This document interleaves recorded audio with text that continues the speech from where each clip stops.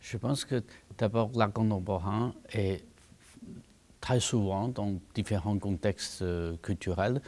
Il y a une chose vraiment similaire ou comparable. C'est étroitement lié avec le fait que la société est plus en plus urbanisée.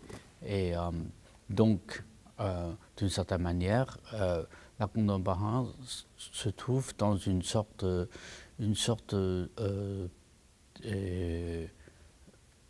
d'espace généré par l'urbanisation ou l'expansion urbaine qui génère en même temps effectivement une densité de population.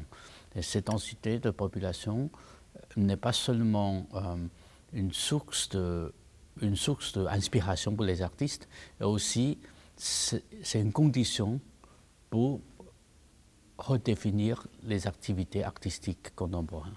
Donc cette expérience-là, effectivement, est vécue par les artistes européens quand l'Europe a passé dans la période d'industrialisation et modernisation. Et ce phénomène-là est multiplié d'une manière encore plus spectaculaire un peu partout dans le monde aujourd'hui, mais avec des aspects spécifiques à chaque endroit, à chaque contexte.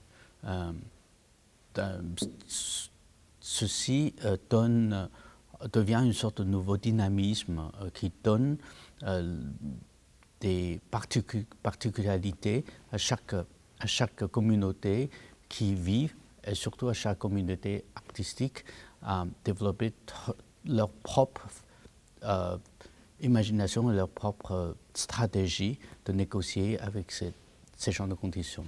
Donc, par exemple, aujourd'hui, on voit plus en plus des artistes contemporains qui s'intéressent non pas seulement à être montrés dans des infrastructures traditionnelles comme les musées, les galeries, etc., mais ils font plus en plus d'interventions dans la rue, dans l'espace urbain, en mélangeant avec la foule. Et ceci aussi incite la participation du public, qui devient non pas seulement une sorte de public consommateur, mais aussi un public acteur dans la production artistique. On voit très souvent ce genre de situations, surtout dans des moments cruciaux, critiques, dans la transformation sociale, comme quoi on voit dans des événements récents de la révolution arabe, dans les révoltes qui se trouvent en Turquie ou bien dans des pays qui vivent la même dynamique.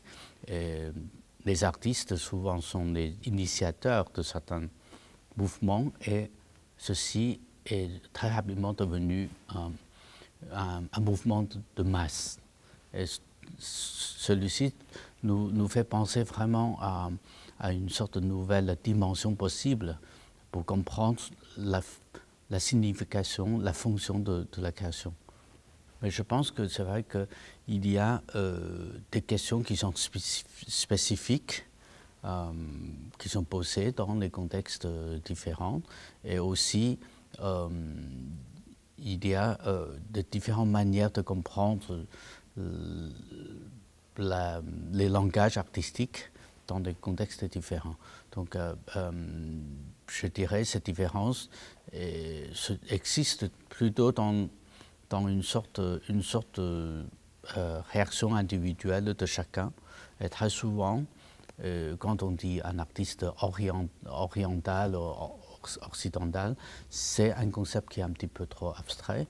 Et je pense qu'un artiste qui, surtout aujourd'hui, se trouve toujours dans le mouvement de migration, de déplacement, même de la diaspora, Donc ça n'empêche pas que, en fait, un artiste européen, par exemple, vive dans un pays comme le Japon ou la Chine, peut être considéré comme un artiste local.